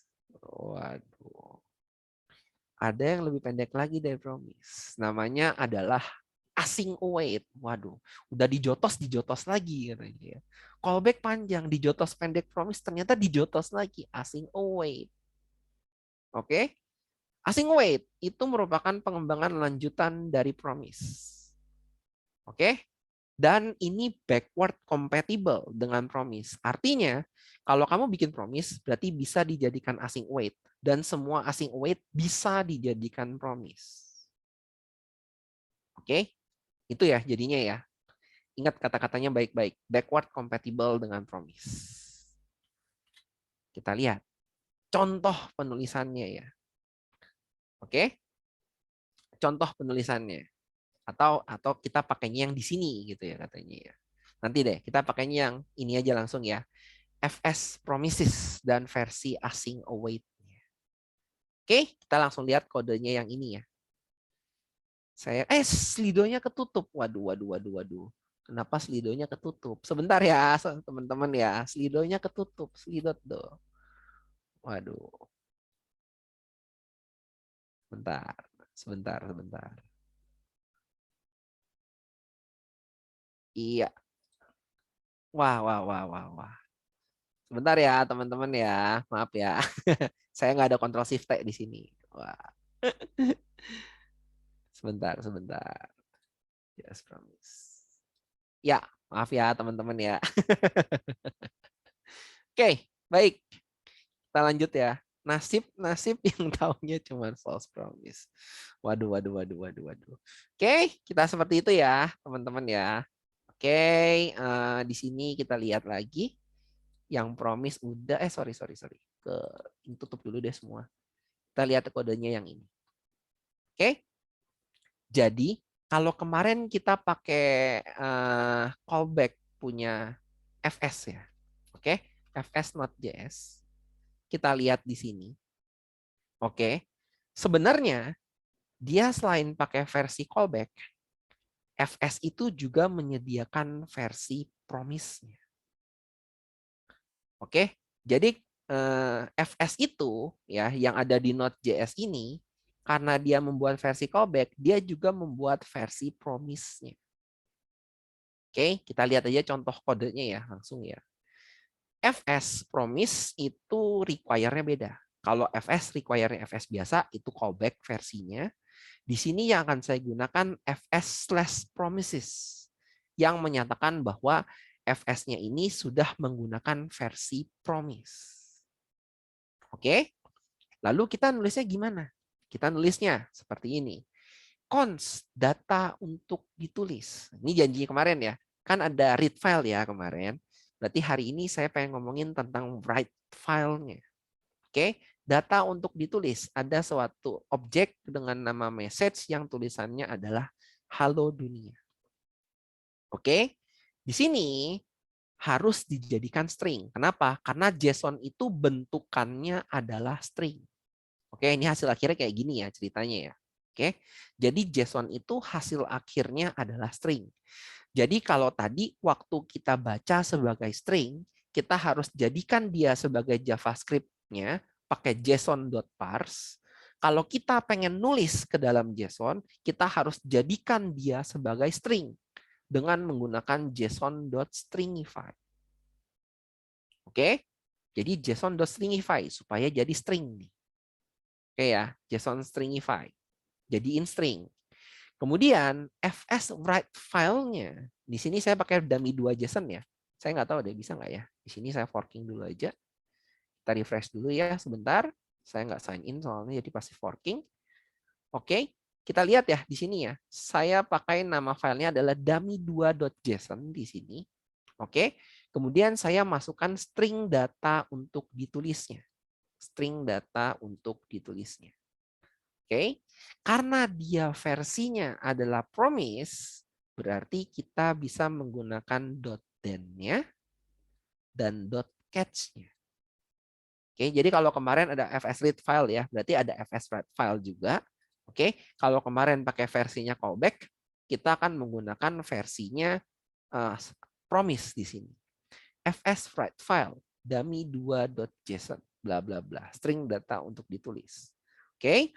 Tapi kalau kita udah baca dokumentasinya dari yang si Node.js ini untuk fs.read file, write file, maaf, write file. Oke. Di sini ya. Oke, di sini dia pakai versi yang callback, nanti kita pakai versi promise-nya, kita lihat nanti. Oke, dia itu tidak mengembalikan apapun. Jadi, kalau kita ngelihat fs-nya itu harusnya undefined karena fs_write file tidak menghasilkan kembalian apapun. Oke, kalau ada error berarti kita pakai .catch, dia akan console log error-nya. Kita coba lihat ya, kita jalankan. Ini yang ini saya coba tutup dulu fs_read file-nya. Oke, kita tutup dulu yang ini ya. Kita pengen yang ini dulu deh, write file-nya. Apakah bisa file ini tertulis? Not index.js. Oke, kembaliannya undefined. Berarti dia masuk ke .then. Karena kalau ketika dia berhasil, dia dapatnya undefined. Dan kalau kita lihat di sebelah kiri, kita sudah mendapatkan sebuah file baru bernama dummy2.json yang isinya adalah message halo dunia. Oke, ini kita pakai nih ya jadinya. Kita belajar pakai promise versinya fs. Oke, fs.writefile. Dia mintanya seperti itu, write file. Jadi fungsi yang menggunakan atau mereturn new promise sama kayak yang tadi kita bikin itu sebenarnya. Oke, .then .catch bla bla bla. Oke, misalnya sekarang habis ditulis kita pengen baca. Oke ya, kita pengen baca. Baca kalau kemarin kita menggunakan fs.readFile di mana file parameter pertamanya adalah yang versinya ini ya, filenya namanya apa, kemudian encodingnya apa, kemudian yang ketiga adalah callback-nya. Betul ya, kalau yang kemarin seperti itu ya. Kalau menggunakan fs_readFile versi promise, maka kita cuma butuh 2 parameter. Oke, kalau gitu Kak, callback-nya dari mana? Nggak ada callback lagi. Jadi kita menggunakan .then untuk mendapatkan hasil bacaannya apa, dan menggunakan .catch apabila terjadi suatu error. Maka ketika kita baca nih, misalnya kita pakai dummy 3 ya. Dummy 3, di sini kita ganti deh kata-katanya. Ada nggak? Hello, hello world. Hello world. Oke ya, kita tulis kemudian kita baca nih ceritanya. Oke, not index.js. Semoga bisa. Dapat sekarang. Undefined, berarti dia berhasil tertulis dan read-nya juga berhasil. Message hello world. Oke, ini adalah versi promise-nya. Oke ya, ini versi promise-nya. Kemudian sekarang kita pengen pakai versi async await-nya dari versi promise ini. Khususnya untuk read file-nya ya. Oke, khususnya untuk read file-nya kita pengen pakai versi async await. Di sini saya udah bikin fungsinya, kita tinggal lihat aja ya, berarti ya. Di sini saya membuat sebuah fungsi ya. Di sini saya membuat suatu fungsi. Oke. Nah, di dalam fungsinya ini sekarang kita harus menggunakan kata kunci magicnya yang namanya adalah async. Sesuai namanya ya, async/await. Berarti dia ada async, dia ada await-nya. Oke, ada async-nya, ada await-nya. Oke.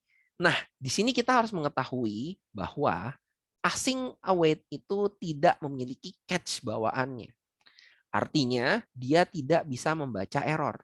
By default, dari async await tidak bisa membaca error. Jadi tidak bisa membaca catch. Lalu bagaimana supaya bisa membaca errornya? Maka kita harus bungkus itu menggunakan try catch block. Berarti harus ada try-nya apa? Kurung tutup. Catch, yang di catch adalah errornya apa. Jadi istilahnya try, bla bla bla, gitu ya. Catch, biasanya begini sih nulisnya. Maaf.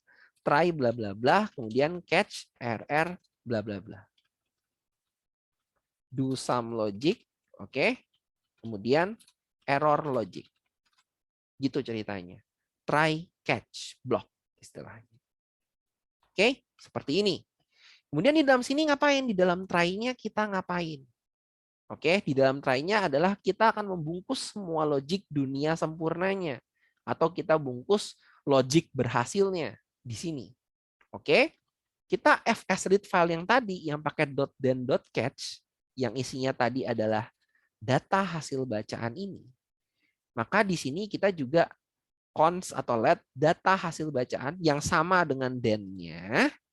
Oke, kemudian kita gunakan kata await fs.readFile dummy 3.json ya kita ya, koma utf8. Sehingga .den-nya ini sudah tidak ada lagi. Jadi ini versi promise, ini versi async await. Oke, ini versi promise. Ada .den bla bla bla, hasil bacaan kita pengen console log ya gitu ya. Oke. Maka sekarang kita untuk mendapatkan data hasil bacaannya ini, kita cukup assign dia sebagai sebuah variabel kayak biasa ya. Kayak standar banget gitu loh ya. Tapi kita gunakan kata-kata await. Await fs read file. Fs read file kan dia promise akan mengembalikan sesuatu ya. Mengembalikan sesuatunya itu akan ditampung di dalam variabel ini, data hasil bacaan ini. Oke, kemudian di sini ya itu ya, kita pengen ceritanya kita pengen parsing jadi versi objek. Kalau ini kan masih string ya. Ini masih string as it is. Kita pengen jadiin versi objeknya di dalam JavaScript, maka kita JSON parsin aja si data hasil bacaannya. Kemudian kita console log. Sehingga kalau kode ini kita jalankan sekarang, maka yang atas message hello world ini adalah versi fs read file dengan promise, dan yang JSON parse ini yang udah versi ini ya, versi objek itu adalah menggunakan async await-nya. Gitu. Jadi kode ini kalau dalam jangka panjang ini akan lebih pendek daripada versi promise. Permasalahannya adalah di .catch-nya. .catch-nya ini nggak ada, jadi harus dibungkus dalam try catch block-nya. Kemudian nangkep errornya, dia console log-nya. Gitu ceritanya. Jadi bagi teman-teman yang tadi nanya soal throw ini ya, Karena otomatis ke-throw nih. Kalau ada reject, dia otomatis ke-throw, kita bisa tangkap pakai catch-nya di sini. Kira-kira seperti itu. Oke. Ini ya, async await. Versi lebih singkatnya lagi. Await itu untuk mendapatkan hasil dari .den-nya. .den ini kan data hasil bacaan, dapat fungsinya menerima data hasil bacaan. Data hasil bacaan ini gitu ya, akan kita tampung di sini. Kalau enggak, fs read file begini itu hasilnya pending. Jadi kita harus menunggu nih. Kita harus menunggu sampai pendingnya selesai, yaitu kita menggunakan kata-kata await. Kemudian kita tampung ke dalam suatu variabel. Gitu ceritanya seperti itu. Oke, ini adalah async await. Oke, atau kalau kita lihat gabung kata kita yang tadi. Oke ya, kita lihat gabung kata kita yang tadi. Oke, yang ini nih, kita akan bikin versi async await-nya. Oke, yang ini kita akan bikin versi async await-nya. Caranya gimana ya? Oke, maka caranya adalah kita harus membuat suatu fungsinya dulu. Oke, kenapa? Karena untuk menjalankan async await itu harus dibungkus dalam suatu functions-nya. Oke, maka kita harus bikin suatu fungsi. Async function, oke, kata-katanya harus ada async ya jadinya ya. Ini ceritanya saya pengen bikin cons saja deh ya. Cons fungsi async await adalah async function yang seperti ini. Kemudian di dalam sini saya pengen ngapain? Di dalam sini saya harus bungkus dalam try dan catch RR. Oke, di mana catch-nya adalah yang ini ya tadi ya, console log error hasil resolve ya. Oke, error hasil resolve dari promise manapun. Maka saya akan console log error hasil resolve dari promise manapun. Oke, reject ya harusnya ya, bukan resolve ya, maaf ya. Error hasil reject dari promise manapun. Mohon maaf ya, reject ya harusnya ya. Oke, kita bikin versi dunia sempurnanya atau versi jalannya sekarang. Pertama-tama, kita tadi lihat hasil pertama. Maka kita bikin let hasil pertama adalah, oke, adalah apa di sini? Await. Gabung kata, oke, array kata indeks ke-0. Oke, kemudian sekarang kita dapat hasil kedua nih. Ada yang hasil gabungan dulu ya. Hasil gabungan pertama ini kan kita belum nih, yang ini nih. Ya, maka kita bikin let hasil gabungan pertama adalah kita menggunakan await. Gabung kata, oke, hasil pertama, yang paling pertama ini ya, kita tambahkan spasi, kita tambahkan array kata indeks 1. Oke, kita dapat lagi. Let hasil gabungan yang kedua adalah await lagi gabung kata hasil gabungan pertama ditambah spasi ditambah array kata indeks kedua. Maaf. Kita lihat lagi. Let hasil gabungan 3 adalah await gabung kata hasil gabungan kedua ditambah spasi ditambah array kata yang ketiga. Udah selesai di terakhirnya katanya kita pengen console log. Console log hasil gabungan ketiga. Atau ini hasil keseluruhan ya yang tadi di atas. Kalau kita jalankan, oke, hasilnya sama harusnya. Oke, tapi ini belum ya, sorry. Saya typo di sini. Kenapa? Karena ini belum dijalanin. FN ini belum dijalanin ya, jadi saya harus jalanin. Perbedaannya adalah kita harus jadikan dia sebagai sebuah fungsi. Harusnya keluarnya 2 nih. Hello world coba gabung. Tuh.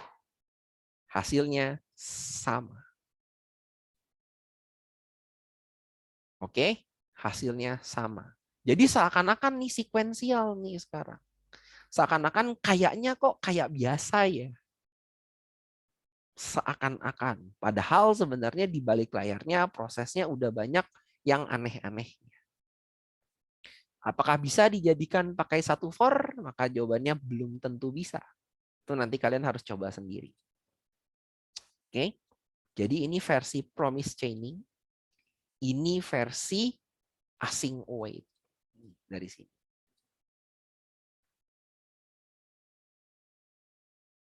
Oke. Ingat pada saat await itu sebenarnya dia menunggu ya. Jadi kalau kita konsolog tadi gabung array kata 0 ini sebenarnya dia pending kan sampai dengan berhasil dapat hasil sampai dapat hasilnya. Nah, ini ada yang pertanyaannya. Pertanyaan yang bagus. Kok jadi seakan-akan sinkronus ya? Jadi kayak kode biasa. Iya, betul. Seakan-akan kalau kita ngelihat sekarang kodenya kok kayaknya sinkronus ya. Padahal di balik layarnya tidak. Karena sudah async await ini sudah banyak yang dibuang-buangin sama dia. Sudah banyak yang disembunyikan. Sorry, bukan dibuang-buangin, disembunyikan sama dia. Jadi benar-benar ya ini, sebenarnya dia promise. Gitu. Sebenarnya dia promise. Cuman di sini jadinya, wah kok kayaknya kita nulis kayak biasa ya. Enggak sebenarnya. Gitu. Oke, jadi seperti ini nih. Promise chaining, async await. Terlihat lebih ringkas lagi. Dan dia backward compatible. Semua yang promise, itu tadi kita return-nya new promise kan. Ini kan, ingat ya, ini return-nya new promise kan. Kita bisa menggunakan cara yang seperti ini. Oke, kalau misalnya await-nya dibuang gimana Kak? Wah, ini kata-katanya nih mungkin. Kalau dibuang gimana Kak? Promise, objek promise gabung gitu. Jadinya gitu ya. Promise, objek promise gabung.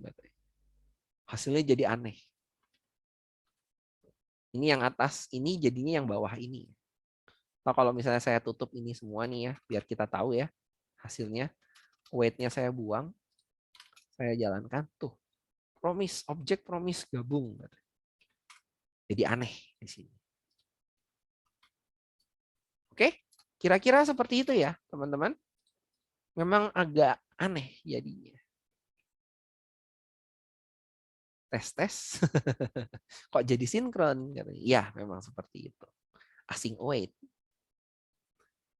Kita lihat di Q&A. Waduh, Kak, materi JS ini bakal tercover semua atau banyak yang perlu dieksplor sendiri? Ya, sebenarnya kan ada pembelajaran mandiri ya. Jadi memang harusnya ada eksplor sendiri lagi. Kalau diajarin semua, nanti kalian tidak ada eksplor mandirinya dong. Gitu ya. Kak, promise untuk kebutuhan case di real project untuk apa ya? Biasanya untuk fetching data. Biasanya untuk fetching data itu kepake banget. Hampir semuanya pakai promise atau async await. Berarti promise ini digunain untuk handle kondisi sukses dan gagal aja ya, Kak?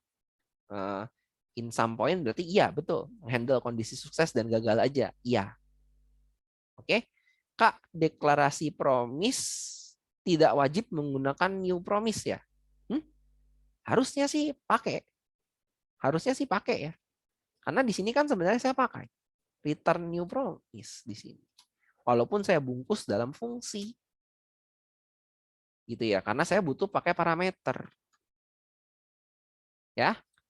Kak, promise sekilas mirip try catch ya. Nah, akhirnya kamu udah tahu ya. Enggak juga sebenarnya. Enggak juga ya sebenarnya ya. Oke, pasangan async await ini adalah try catch kah, Kak? Enggak juga. Pasangan asing ya await gitu loh. Bukan pasangan asing await itu try catch. Apakah berarti kalau kayak gitu saya bikin async await aja tanpa try catch bisa? Bisa. Tapi kalau ada error gimana? Ya udah langsung throw exit program. Itu hati-hati jadinya. Oke. Kapan harus menggunakan promise, kapan harus menggunakan async await? Karena ini pengembangan kapanpun kamu mau pakai dan dia backward compatible ya terserah kamu.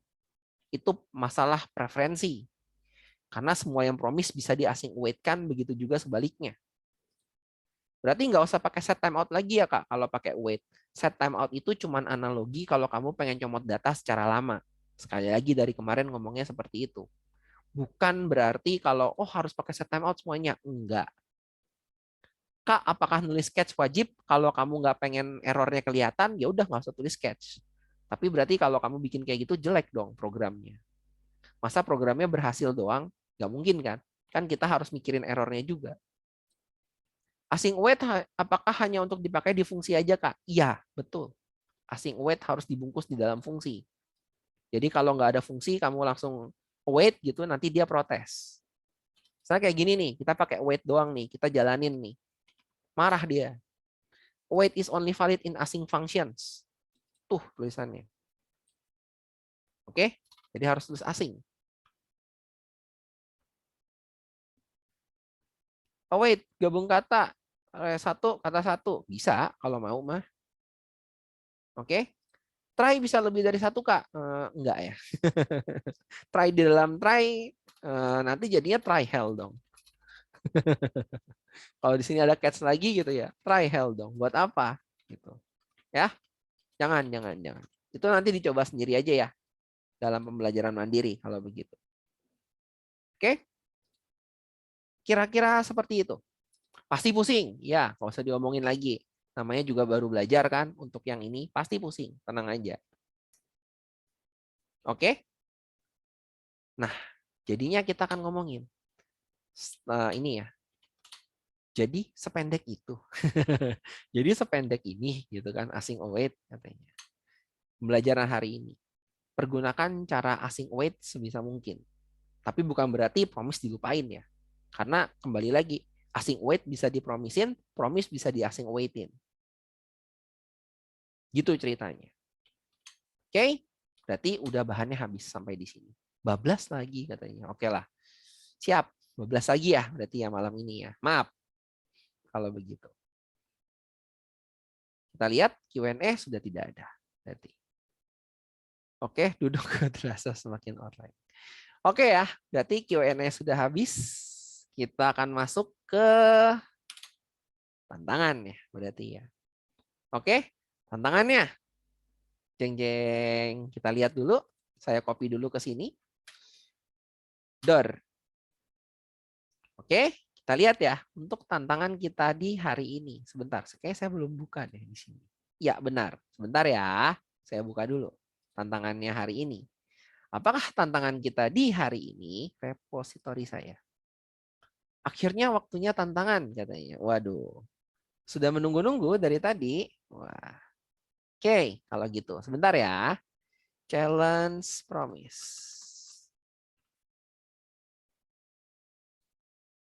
Oke, kita buka di sini sekarang. Resume share. Oke, jadi kalian seorang developer yang diminta untuk membuat suatu program yang menghitung jumlah film yang menyebabkan penontonnya marah atau tidak marah di dalam sebuah bioskop. Oke, disediakan dua buah file yang tidak perlu dimodifikasi. Namanya adalah external.js dan index.js. Oke, kalian hanya diminta untuk melakukan modifikasi pada file yang bernama promise.js. Oke, external.js berisi dua buah promise yang namanya promise theater EXX dan promise theater VGC. Oke, saat resolve atau fulfill, promise tersebut akan mengembalikan sebuah array of object dengan format sebagai berikut. Oke ya, index.js adalah file utama tempat memanggil promise yang perlu kalian buat untuk mengembalikan jumlah film yang membuat marah dan tidak marah.